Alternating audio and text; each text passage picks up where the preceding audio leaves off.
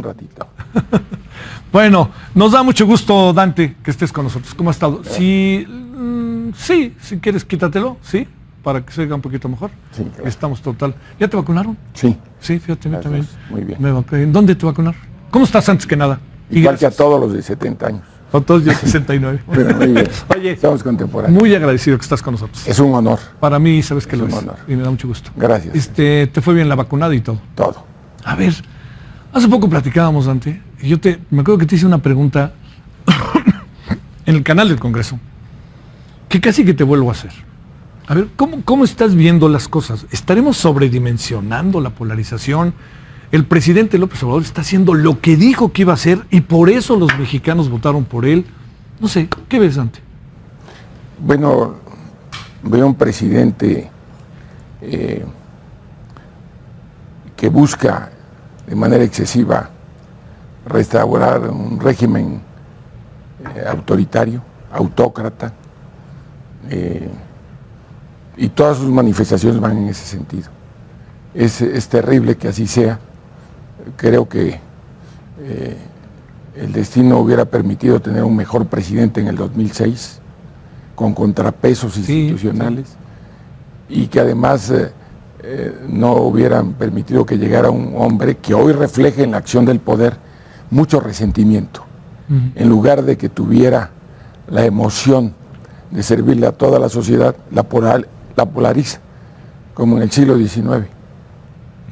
¿Qué supones que está pasando realmente por el presidente? A ver, te preguntaré algo que mucha gente sabe. ¿Hace cuánto conoces al señor Andrés Manuel López Obrador?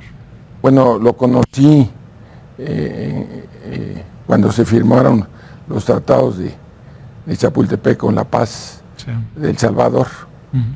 Él entonces era un líder social y había hecho una marcha. Eso fue hacia el 91. Así que tengo 30 años de conocerlo. Y después tuvimos oportunidad de participar junto con el ingeniero Cuauhtémoc Cárdenas, que es el gran referente del movimiento progresista del país, y lo acompañamos en la elección a jefe de gobierno de la ciudad y después en la campaña del 2006 y 2012.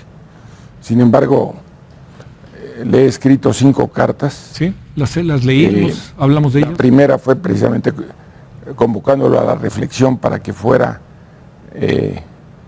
un presidente para todos los mexicanos, y posteriormente fui señalando pasos. Señalamos precisamente uno al Poder Judicial para que desechara una pregunta absurda que lamentablemente fue abanderada por el presidente de la Suprema Corte. Las preguntas absurdas pueden ser modificadas por el Pleno de la Suprema Corte de Justicia de la Nación cuando son las consultas populares suscritas por al menos 1 millón de mexicanos. Es muy difícil que les pregunten, pero que un titular del Poder Ejecutivo o la Cámara de Diputados o Cámara de Senadores no sepan formular preguntas, pues es preocupante. Estas son, estás viendo, las cartas. Sí. Esta es la que estamos viendo aquí, es la cuarta. La cuarta es donde le estoy diciendo, ¿sí?, que está capturando al Poder Judicial y que es un acto de traición a la patria. Porque lo es. ¿Qué te motivó, tú que lo conoces, a hacer estas cartas? ¿Qué pretendías que el presidente hiciera? Que tanto el presidente como el Poder Judicial se autolimitaran. ¿Por qué lo digo? Porque se había hecho la reforma a los artículos constitucionales de la llamada reforma judicial. Una reforma que no fue consensada por el presidente de la Suprema Corte, ni con jueces, ni con magistrados, ni con ministros, ni con académicos, ni con colegios, ni barras de abogados, es decir, ni con los litigantes. Una reforma hecha en 4 paredes, que además se negaron a que fuera construida en un parlamento abierto, es decir, que el Senado de la República escuchara todas las voces, pero que además fue respaldada con prácticas del viejo régimen, induciendo a gobernadores, a senadores y a diputados a los que de manera directa les hablaba el propio presidente de la Corte. Entonces, al advertir eso, llamé la atención de que teníamos que evitar una captura del Poder Judicial por parte del presidente, sobre todo esa reforma del Poder Judicial, que ahora se tradujo a modificar varias leyes, particularmente la ley orgánica del Poder Judicial Federal, a la que le incluyen un artículo transitorio de último momento, en el que amplían el periodo del presidente de la Suprema Corte de Justicia de la Nación y el periodo de los consejeros del Consejo de la Judicatura. ¿Y por qué lo hacen?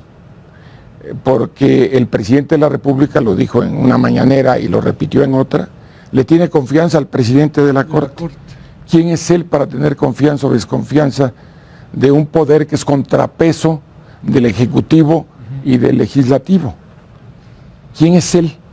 Cuando hay una división de poderes que claramente establece la Constitución que los poderes superiores de la Federación estarán en el Poder Ejecutivo, Legislativo y Judicial, y que ninguna sola persona puede detentar dos poderes. Entonces, él no quiere detentar dos poderes, quiere detentar tres. Y esa es la preocupación. A ver, Dante, digamos, recuerdo bien tu alocución, la vi ahí en la cámara, en el canal del Congreso, cuando empezaste a decir... Bueno, lo que pasa es que era un albazo. Sí. A nadie se lo habían informado. A ver, ¿a qué horas te enteraste tú, Dante Delgado, que eres un senador que voltean a ver? O sea, bueno, me enteré en el momento que se está votando en el tablero arriba, dice reforma de un artículo transitorio, pero entonces mandé a preguntar que cuál era el artículo. Y no, es que ya se leyó ahorita, que termine la votación. Y entonces... pues, el senador Ricardo Monreal tuve la intervención. Los senadores, algunos senadores han dicho que todos sabían de eso. Esto es falso. En lo personal, no lo sabía. Sí. Y además está evidenciado que el presidente de la República hizo suya la reforma constitucional y las leyes que reglamentan la mal llamada reforma del Poder Judicial, porque es una reforma regresiva. Y quiero explicar por qué. El presidente de la Corte lo es al propio tiempo del Consejo de la Judicatura. Y el Consejo de la Judicatura está integrado, además, por 3 consejeros que lo son del Poder Judicial, que se eligen por 8 votos de los 11 ministros, que pueden ser jueces o magistrados. Por 2 consejeros que son electos por el Senado de la República, y por un consejero que es propuesto por el presidente de la República. De tal suerte que ahora los consejeros del Senado de la República lo son de Morena y consecuentemente del presidente de la República, que es el que los propuso. Sí. El consejero que tiene el presidente de la República es el tercero y Saldívar es el cuarto, que yo no necesito decir que está con el presidente porque el presidente dice que está con él. Y además porque él en todas sus actividades lo acredita. Ya tiene 4 de 7. Los otros pueden también jalar con ellos. Pero ese Consejo de la Judicatura se convierte en un tribunal de Torquemada. A ver. Es un tribunal faccioso que puede limitar, esa es la posición que tiene Dante Delgado, la autonomía, independencia e imparcialidad del Poder Judicial, porque ese órgano es el encargado de las adscripciones de jueces y magistrados y al propio tiempo de llevar las tareas disciplinarias. Y si no mal recuerdo, sobre todo el público que nos hace el favor de recibirnos en sus casas, hace menos de 2 semanas y media o 3, el presidente de la República emplazó al presidente de la Corte para que sancionara a jueces y magistrados que no han tenido resoluciones conforme a lo que él cree que debe ser la aplicación del Estado de Derecho. A ver. Y esto es muy delicado, gravísimo, porque el Poder Judicial es el equilibrio de los poderes. A ver, te hago una pregunta delicada. Yo lo creo que es delicada. A lo mejor ahorita te pregunto y tú dices, no es para tanto, no exageres. ¿Se está creando una condición para extender el mandato del presidente? Yo no lo creo en lo personal. Yo tampoco la creo. Perdón, por cierto. porque sería tan inconstitucional como es esta reforma que amplía el periodo de 2 años. Porque en un transitorio de la ley orgánica del Poder Judicial quieren ampliar un periodo cuando el texto de la Constitución es claro y dice que el presidente de la Corte se elige entre los ministros de la Suprema Corte de Justicia por un periodo de 4 años que además no permite la reelección. Es prorrogable. Bueno. Entonces, dice no permite la reelección. Al amparo de esa circunstancia han querido, en mi opinión,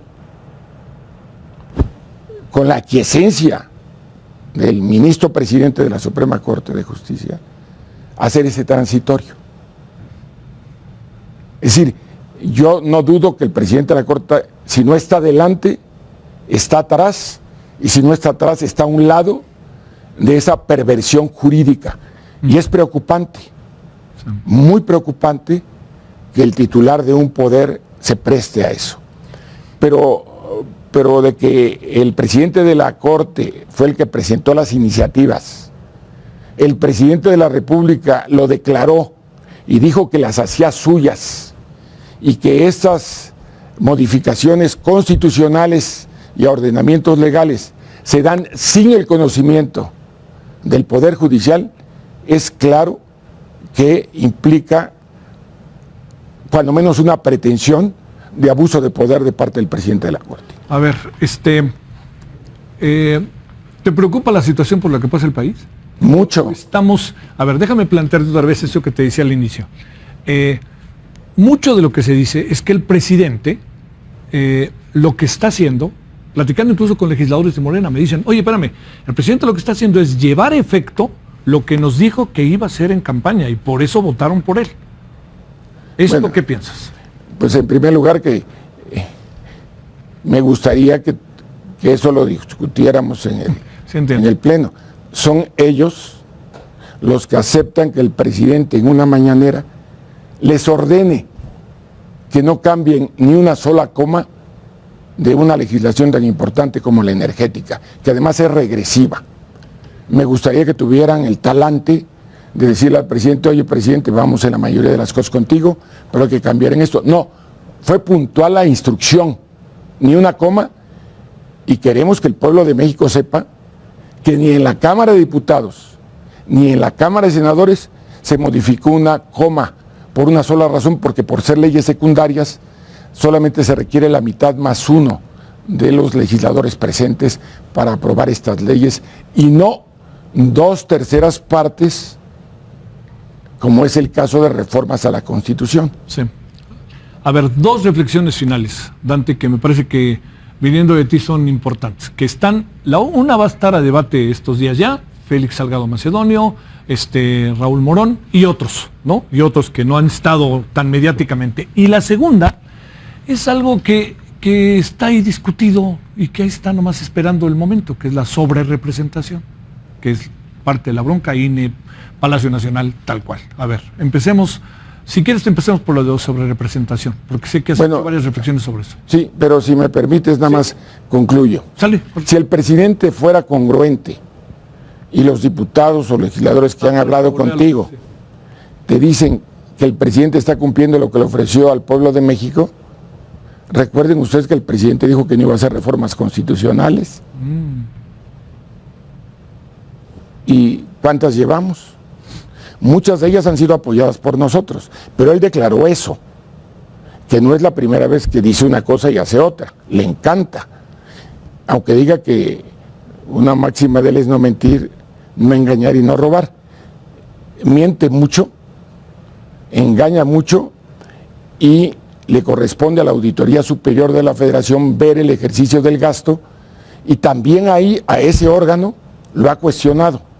Es decir, lo único que sucede en este juego es que la transparencia, que es, en mi punto de vista, opacidad, la rendición de cuentas, que es, desde mi punto de vista, algo que no hace este gobierno y que debe ser sancionada por la Auditoría Superior de la Federación, es descalificada ante la opinión pública por el propio ente supervisado. La auditoría. Sí. Es decir, en todo hace las cosas de manera diferente. ¿Por qué? Porque él cree que lo que él dice es la verdad. Y la verdad es que el poder no se puede concentrar en una sola persona. Sí. La verdad es un concepto que lo construye una colectividad también, ¿no? Así es. ¿No? Bueno, y regresando a lo otro. A los otros dos asuntos, a ver. Primero... No, la sobrerepresentación, desde luego, que debe estar regulada y está regulada por la Constitución. Prácticas viciadas permitieron que hubiera una sobrerepresentación anteriormente y una sobrerepresentación en la actual legislatura de una manera desproporcionada. Le están dando la vuelta de manera legaloide. Por ejemplo, Mario Delgado, Sí. que fue senador por el PRD y por la coalición que formamos en el 12, llega a la Cámara de Diputados como diputado del PT, cuando no era del PT. Llega al Congreso, le dan la sobrerepresentación a Morena y él y Pablo Gómez se pasan después a Morena. Es decir, no podemos permitir de manera cínica y descarada el fraude a la ley por representantes políticos de alto nivel como pueden ser Mario Delgado. Que por cierto estoy dispuesto a debatirlo con él, si me lo permites aquí o donde él quiera. Ahí le buscamos. Pero lo cierto es que hay una gran simulación. Recuerden, es el mismo tipo que siendo senador del PRD votó a favor de la reforma educativa y ya como coordinador de Morena dijo que no iba a quedar una sola coma de esa reforma educativa. Es decir, hay tal desvergüenza frente a los posicionamientos políticos que hay muchos actores que se imaginan que el pueblo no tiene memoria. Y como el presidente miente todos los días, pues hay quienes creen que tienen derecho a hacerlo de manera similar. A ver, cerremos con el caso Félix Salgado Macedonio, que sé que lo conoces, has platicado con él, estuvieron juntos en organizaciones partidistas. Claro. Y el caso de Raúl Morón, que bueno, se venía de otro pasado, más perredista. Yo lo que creo es que en un forcejeo entre el INE y el presidente de la República han estado llevando acciones al extremo. Todos los abogados que hoy nos están viendo saben que lo que cuenta es lo que está en los expedientes, no lo que se dice.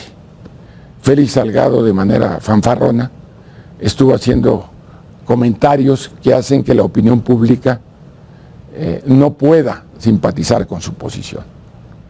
¿Por qué? Porque es impresentable lo que dice. Sin embargo, eso no está en los expedientes. Sí. Entonces, en este momento tenemos un problema de credibilidad. El INE quiere que la responsabilidad esté en el TRIFE. Y el TRIFE le regresó al INE para que tomara decisiones. Tiempo en el que Salgado Macedonio ofende a las personas que están en el INE. El INE ratifica decisiones que se las manda al TRIFE. El TRIFE tendrá que tomar decisiones y a lo mejor no les gustan a muchos, pero hay que ver la proporcionalidad de las tomas de decisiones. Y en ese sentido, hay un aparato judicial, de la misma manera que digo que es indebido que se amplíe el periodo del presidente de la Corte, digo que hay derechos que tutela el artículo 1 de la Constitución, que son los derechos humanos de cada persona, que está vinculada al 35 constitucional, que es un derecho de votar y ser votado. Sin embargo, frente a la perversión que hay en este momento en la vida del país, nadie quiere asumir su responsabilidad. Y yo llamo al INE a que asuma su responsabilidad y al TRIFE a que asuma la suya. Dante, nos volveremos a ver. Cuando tú digas. Yo te agradezco muchísimo que hayas estado con nosotros. Siempre estoy con un periodista al que sabes que respeto desde hace muchos años y al que siempre le dije mi verdad, y sabes que después, entre otros, el propio Poder Judicial dijo que era como yo lo decía. Dicen que a las personas se les conoce en muchos lados, ¿no? Quiere que le diga, yo conocí a Dante de mucho tiempo atrás. Claro. Pero lo conocí en la cárcel. Antes. Antes, sí, por eso, mucho antes. Pero lo fui a ver a la cárcel y estuve con él en la cárcel y yo dije, allá en Y Veracruz. viste que salimos absueltos Oh, sí. y soy el único caso en este país al que la función pública ha tenido que pagarle por daño moral. No se me olvida. Y el pago no es en dinero, que lo fue. Sí. El pago es Era otro. en la dignificación ante la gente. Dante, gracias. Muy bien, a tus órdenes. Pausa.